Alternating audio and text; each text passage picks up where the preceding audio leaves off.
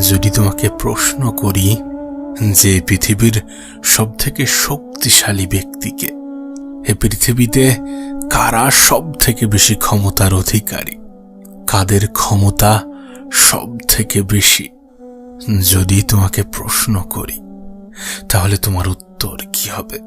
তাহলে তোমার জবাব কি হবে? এই পৃথিবীতে যারা সব থেকে বেশি ধৈর্যশীল তারাই সব থেকে বেশি শক্তিশালী।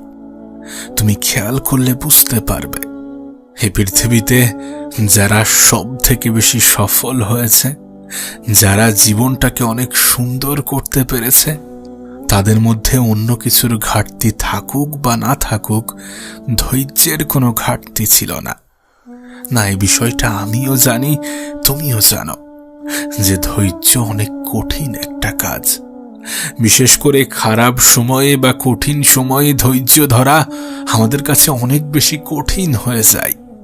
কিন্তু তুমি তো এটা জানো যে যে জিনিস যত বেশি কষ্ট দেয় সেই জিনিস থেকে তত বেশি ফায়দা পাওয়া যায়, তত বেশি উপকার হয়। ধৈর্যটা এত কঠিন বলেই এর ফায়দাটা এত বেশি। সত্যি বলতে সমস্ত কিছু সময়ের সাথে পরিবর্তন হয়ে যায়। কিছু খারাপ সময়ের সমাপ্তিতে ভালো সময়ের উদয় হয়। কিন্তু যদি কোনো ব্যক্তি খারাপ সময়ে ধৈর্য না ধরতে পারে তাহলে তার ভালো সময়টা কিভাবে আসবে? একটু তো ধৈর্য ধরো, নিজের খারাপ সময়ে একটু ধৈর্য ধরো।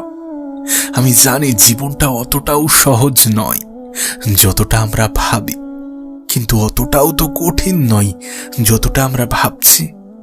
কোনো ব্যক্তির শারীরিক ক্ষমতা যাই হোক না কেন, তার মানসিক ক্ষমতা যেন অনেক বেশি হয়। কোনো ব্যক্তি যদি শারীরিকভাবে দুর্বল হয় সেটাও গ্রহণযোগ্য, কিন্তু সে যেন মানসিকভাবে দুর্বল না হয়। একজন মানুষ জীবনে তখনই হেরে যায় যখন সে নিজের উপরে সন্দেহ করে, যখন সে নিজের যোগ্যতা, নিজের ক্ষমতার উপরে সন্দেহ করে।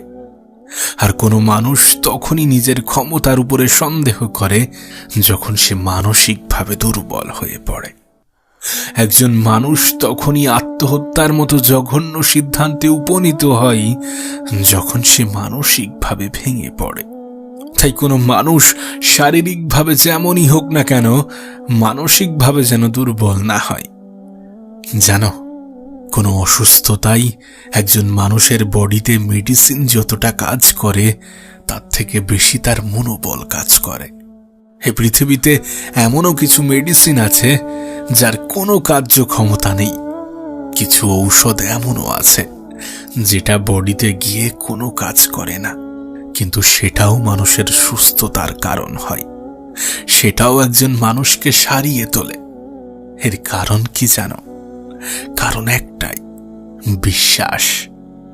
যখন কোনো অসুস্থ ব্যক্তি মেডিসিন বা ঔষধ গ্রহণ করে তখন তার মনের মধ্যে একটা বিশ্বাস কাজ করে যে আমি ওষুধ খেয়েছি, আমি সুস্থ হয়ে যাব।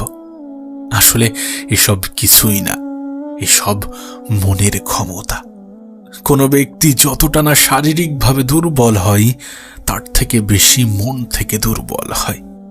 আর শারীরিক অসুস্থতা সারানো সম্ভব, কিন্তু মনের অসুস্থতা সারানো অনেক কঠিন হয়ে পড়ে। তাই মন থেকে দুর্বল হওয়া যাবে না, মন থেকে কখনোই হার মানা যাবে না। জানি পরিস্থিতিটা খারাপ, জানি কোনো কিছুই ঠিকভাবে চলছে না, জানি পরিকল্পনা মতো কোনো কিছুই হচ্ছে না, কিন্তু তারপরেও এটাকে অ্যাকসেপ্ট করতে হবে যে সময় আসবে। সেদিন দূরে নয় যেদিনটা আমার হবে। আর বিশ্বাস করো, মানুষ যেটা ভাবে সেটা হয়ে যায়।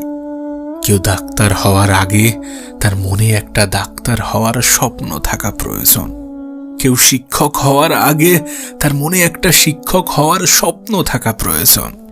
কেউ ভালো ব্যবসায়ী হওয়ার আগে তার মনে একটা স্বপ্ন থাকা প্রয়োজন। বিজ্ঞান দ্বারা এটা প্রমাণিত যে তুমি যদি পজিটিভ মানুষের সংস্পর্শে থাকো তাহলে তোমার চিন্তা ভাবনাও পজিটিভ হবে।